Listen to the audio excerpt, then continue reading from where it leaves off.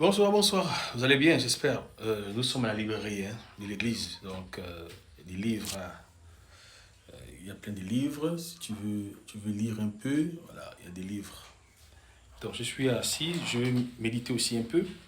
Et effectivement, c'est toujours l'occasion de réfléchir dans le calme, dans la tranquillité. Comme vous le savez, un enfant de Dieu doit réfléchir, doit réfléchir. Et moi, ce qui me fait réfléchir, c'est un peu la manière dont les choses se passent dans notre pays, surtout en ce qui concerne l'Église. Vous savez, je m'interroge beaucoup. Quel est l'apport de l'Église en fait? Quel est le rôle que nous jouons dans l'Église, dans la nation? Qu'est-ce que nous apportons de concret? Et ça fait réfléchir. Qu'est-ce qu'on peut bien apporter? Qu'est-ce qu'on peut bien faire? Qu'est-ce qu'on peut bien faire? Alors déjà, pour pouvoir produire quelque chose de bien, il faut déjà un corps en bonne santé. Parce que si un corps n'est pas en bonne santé, quel travail peut-il produire? Peut-il exercer et produire de bons résultats? Donc l'état du corps détermine la productivité et la rentabilité.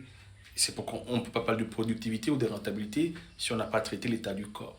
Je pense que le corps est malade et le corps a besoin d'être traité. Moi, j'ai eu un jour des problèmes dans ma famille parce que j'avais dit un jour, ne m'appelez pas que quand il y a les décès. Appelez-moi pour me dire bonjour, et voilà. C'est un peu comme à l'église. Dans nos églises, souvent c'est quand quelqu'un a un problème qu'on te sollicite. Mais peu viennent vers toi pour savoir comment tu vas. C'est aussi les fédérations, c'est aussi les organisations. C'est quand il y a des situations qu'on te cherche parce que tu vas contribuer. Est-ce que le fait d'être dans une organisation, nous ne sommes là que pour contribuer à des événements? Ou bien c'est important que ceux qui sont à la tête prennent également le temps de chercher à savoir comment se portent ceux qui sont avec eux? À l'église, c'est la même chose. Tu n'as pas vu une brebis un jour, tu cherches à savoir comment elle va la brebis. Au mieux, tu te déplaces, aller vers elle pour prendre des résultats, prendre des nouvelles. Et donc, aujourd'hui, je pense que notre corps a besoin d'unification, d'unification, a besoin de fortification, a besoin de réorganisation. Vous savez, c'est pas parce qu'on organise des événements que l'on est en bonne santé. Je pense qu'il y a déjà un suivi de proximité. On a besoin, l'Église a besoin Vous savez, quand on est père, vous savez, un père est un repère, vraiment. Le père est le modèle. Le premier modèle d'un enfant, c'est son père. La première personne qui inspire un enfant, c'est son père. Et donc, souvent, les défaillances du père impactent la nature de l'enfant. Et donc, on a besoin, vous savez, aujourd'hui, beaucoup ont des pères à l'extérieur, loin, loin, loin, loin, loin. Pourquoi? Parce que un père n'est pas en concurrence avec son enfant. Un père n'est pas en concurrence, en compétition avec son enfant. Un père est celui qui permet à l'enfant de devenir, de s'accomplir, de se réaliser. Et donc, au-delà de tout, il y a un travail dans notre nation.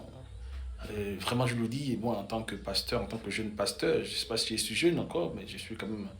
Voilà, donc, je vois de loin, je me pose tellement de questions. Je me pose tellement de questions.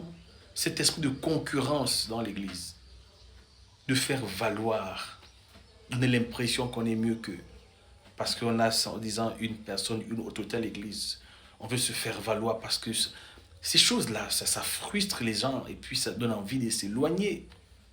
Il y a beaucoup de pasteurs j'en connais, qui ne sont pas intéressés dans ce qui se passe. Parce que pour eux, c'est pour les uns et pas pour les autres. Donc ça fait réfléchir. Ça fait réfléchir. Donc vraiment, moi, je nous encourage j'encourage les pères à réfléchir. C'est pourquoi ils sont pères. Ils sont pères pour trouver des solutions. Voilà. Donc, il y a trop de compétition en interne, même si on ne dit pas ça vraiment. Vous savez, moi, je peux voir des choses venir.